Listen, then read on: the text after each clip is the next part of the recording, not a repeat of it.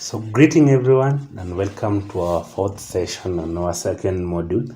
And in this session, we're going to look at the anatomy of our website. So welcome to the session. So let's look at the module objectives. So by the end of this module, you should be able to define the different terms used in describing a website. You should also be able to further understand the anatomy of a website, and you should be able to explain the relationship of the different parts of a website. So let's get into it by looking at the definition of the different terms that we are going to use while describing the anatomy of a website. And we have the first term, which is a website. We defined this some time back. So website basically is a related web pages that are located under a single domain name, so typically produced by a single person or an organization. So you can have a website for a single organization or a single person. So it's a set of related web pages located under a single domain name. And then we have what we call the anatomy. So anatomy of anything is concerned with the structure. So we're talking about the anatomy of a website. It's more concerned about the structure and the internal working of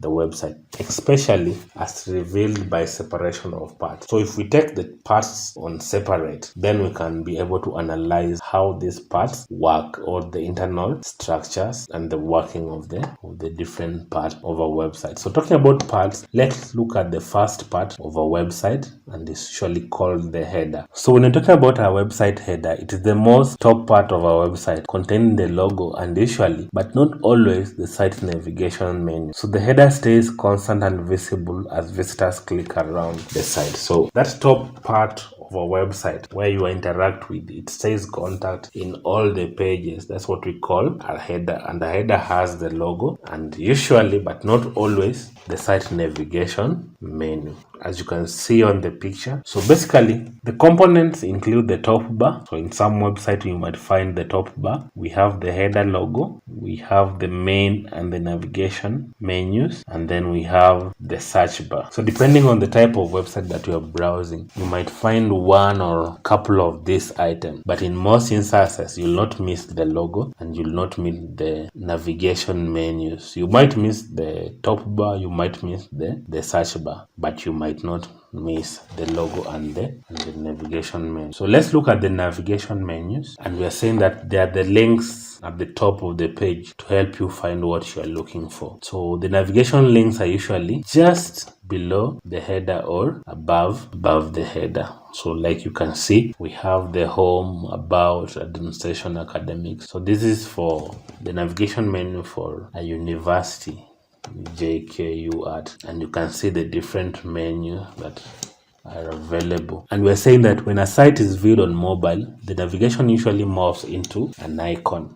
I think you've browsed several websites on your mobile phone, and then because of the space, the icon is stacked with 3 lines and usually what we call the hamburger, since the space is limited on a mobile device. So tapping on the mobile navigation icon, what we call the hamburger menu, it usually triggers a vertical or a horizontal triangle menu. So because of the space availability on your mobile phone, we are not able to have the full view navigation menu as displayed here. So we have what we call a hamburger menu, 3 stacked line that usually when you click triggers a vertical or a horizontal toggle menu. And then we have the mega menu. So on complex site with ton of pages, so in most cases institutional websites, you sometimes see a mega menu. So a mega menu is a drop down menu triggered by hovering a link on the main menu, as you can see on the picture. So when you hover a link on the main menu, it will trigger what we call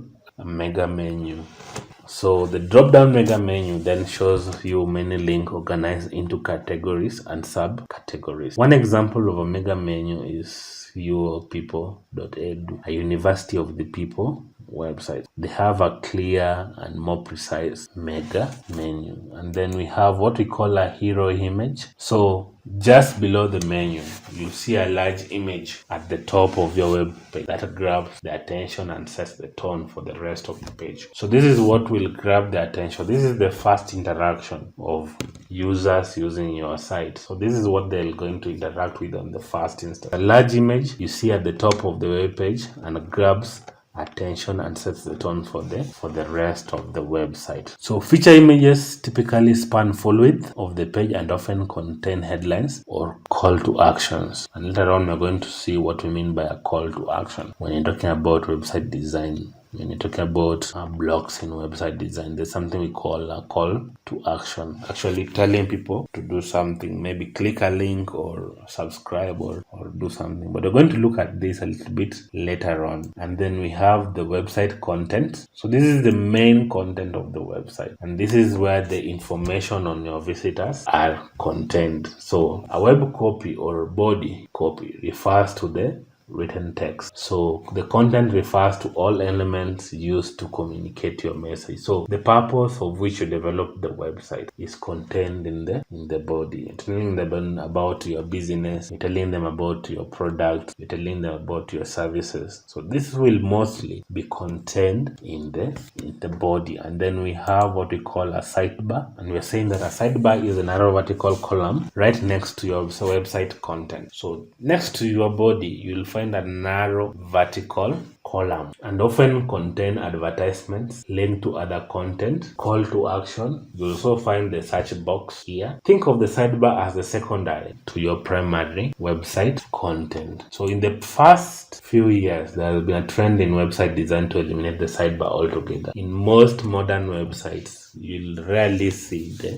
sidebar. In fact, if you want to see the sidebar, then you have to go to government websites which don't update their content. Is where you'll see the sidebars. But in modern websites, there has been a trend to eliminate the sidebar altogether and just go with a single full width column display of your content. But we are saying that for some sites, eliminating the sidebar makes sense. For others, it does not. So for instance, if you're creating an e-commerce site, you still need the sidebar. If you're creating an institution site, you still need the sidebar. If you're creating a news and blogging site, you still need the sidebar. It really comes down to personal preference and which the layout, sidebar or no sidebar, provides a better user experience or higher conversion rate for your product. An example of a sidebar in action is the JKUAT website. That is jkuat.ac.ke.